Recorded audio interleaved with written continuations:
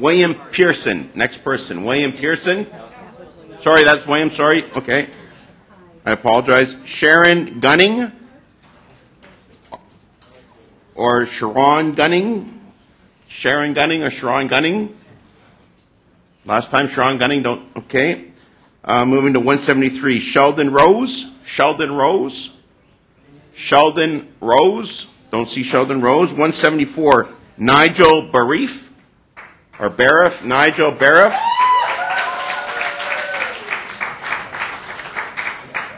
Nigel, you have 3 minutes starting now. Good evening or good morning, Good morning, Mr. Mayor Good morning. and Council.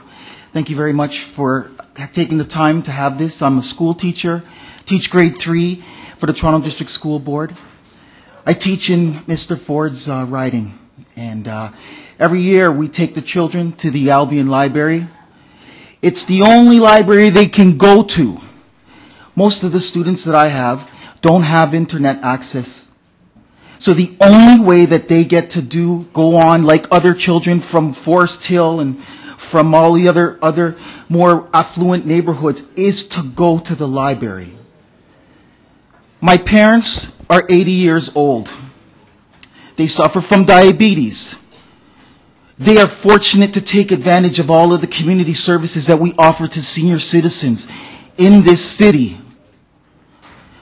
I came here today not because I believe that the Executive Council will listen, but because there's a number of other councils, there's other councillors around the table that you understand what these cuts will devastate my community.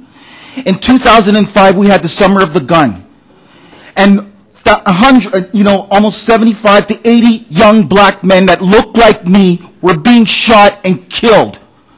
And it wasn't until the previous administration brought in the resources in my community that were necessary, that helped to take some of these youth off of the streets and give them the opportunities, the same opportunities that are in wealthier neighborhoods. So I ask you today to listen to some of the wisdom that were given to other speakers prior to me.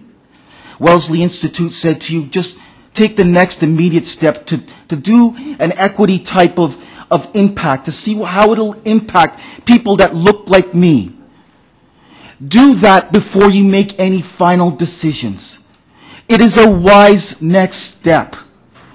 And I just ask you again, remember these 8-year-olds that I teach. They don't have internet access. It is true. This isn't grandstanding. These are people's lives we're playing with. Thank you very much. Thank you. Councillor Layton, Councillor Layton, you have 60 seconds. Go ahead. Councillor Layton, and then Councillor Wong-Tam. Nigel, thank you very much for coming here this morning. And on one note, the local councillor had suggested that there were more Tim Hortons than libraries in your neighborhood. How does that make you feel when, are there? Was that important in this debate? It was just so heartbreaking because I expected him to know our writing better than that. You know, these jobs that he brought into my neighborhood are poverty level jobs, those Tim Hortons. There's way more Tim Hortons than there are libraries. They're ones that pay $10 and $11 an hour that can't give people a decent living. Those are the kind of places that he has opened up in my neighborhood. We need more libraries, not more Tim Hortons. We need real jobs in my neighborhood. That's what we need. Put people to work. Wong-Tam, you're up. Mr. Wong-Tam, your time's on. You got a minute. Nigel, thank you very much for your remarks. An earlier speaker had also mentioned the support of the equity impact statement, and she did also reference that the city may be in violation of our own human rights code. And she said that the city would not be able to withstand a legal challenge by members of these groups who are discriminated against if we violate our own human rights code. Do you believe that the residents of Etobicoke would join in such a legal challenge? We had a barbecue, a community barbecue. 100 people within my community came out to that barbecue. Now they say, even though in neighborhoods like Rexdale, like Etobicoke North, where the mayor and his brother has their writing that we don't come out, well, they did. And they said with resounding, they said no cuts. And if cuts do happen, we will go to the court. We'll join with any group across the city. Thank you, sir. Scarborough. Thank you very much. Next question. Councillor Vaughn, I got a minute. Go ahead. The previous deputant talked about running the library system off of Sorry, Councillor. Sorry. The previous deputant talked about running the library system off of donations. Are you surprised that they never recommend that the police service be run off of donations? Again, my neighborhood, we have the police who use card checks to keep checking on people who look like me, right? They gave them an 11% raise. Yet we're closing schools in my neighborhood. In his neighborhood, in the mayor's neighborhood, we're closing schools right now. In the poorest neighborhood of this city. Yet we give police an 11% raise? With the police rates going down? I don't understand it. Neither do the children, neither do my community. And I do agree with you that we also have to talk to McGuinty. You're right, or whomever takes over. Up. Next question. Next question. Seeing no other questions, thank you very much. Oh, sorry, Councillor Fletcher, sorry. Go ahead. You got a minute? I caught your eye a minute ago. No, you're right. You're absolutely right. Go ahead.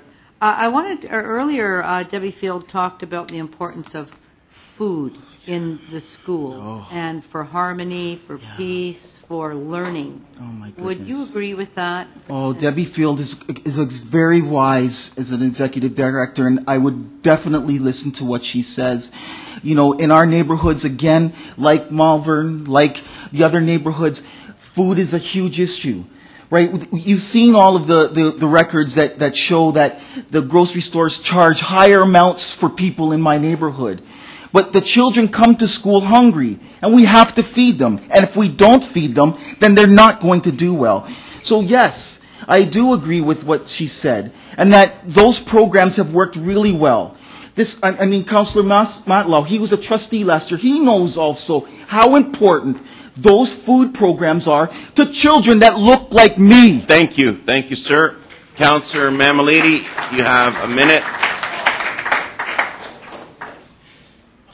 There are some of us on council that believe that we need to revisit everything we do so that we can free up some money to be able to get to some of the priorities that the city believes are true priorities, and that's one of the reasons we're going through this process. Do you recognize that? We have a revenue problem. That's the problem we have. And we also have an ideological problem that are, a left versus right. And that's what's at battle here. And I believe that every service is very important to us. No service should be cut. You shouldn't be having these people argue against each other. So every service is necessary, Councillor. So and also, Councillor, we have a revenue issue. Councillor, we have a revenue issue. That's what you're not admitting, sir. And that's the problem. Tell your residents the truth. Taxes where we should get the money then? As a property owner in Rexdale, yes, I'm willing to increase my taxes. That's what we got. Minute's over. Increase the taxes, sir. Thank you. Any other? Thank you. Thank you. Thank you.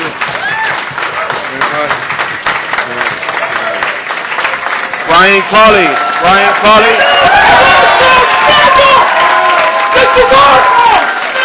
Brian Colley. Brian Colley's not here. We're moving on to the next person. Mark McKinnon.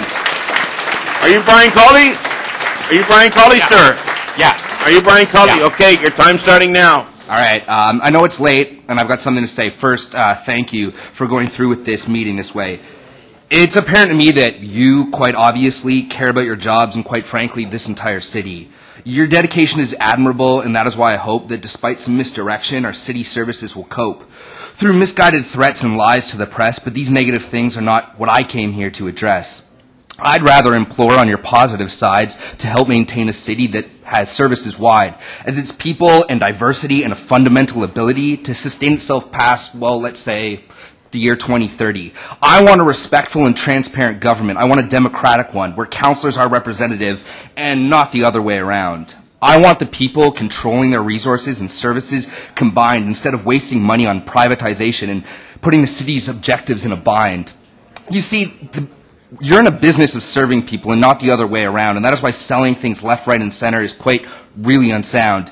You see, city councilors, this is what's on my mind. Our city needs to change, and that you can't deny, but clouding threats as cuts as simple redundancies is an abhorrent disrespect to your citizens, and that doesn't really float with me. And I know that some of you can already agree that we have an efficient government, yet there's still issues with money. So instead of Band-Aid solutions that don't really seem to solve anything at all, focus on the opportunities, get goal-oriented thinking involved.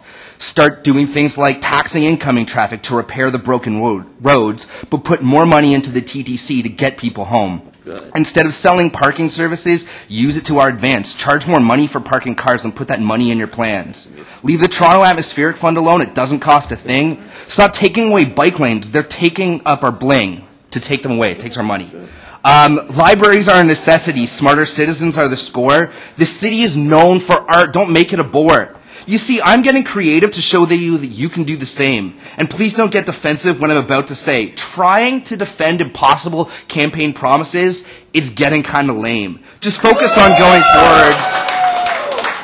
Just focus on going forward without really cutting back. Find other ways to money than simply raising property tax. You're all intelligent people, and I have tons of faith that maybe one day paper headlines will read, City Councillors Save the Day. Thank you. Any questions? Seeing none, thank you very much, sir. Thank you. Thank you. Thank you very much. Mark McKinnon.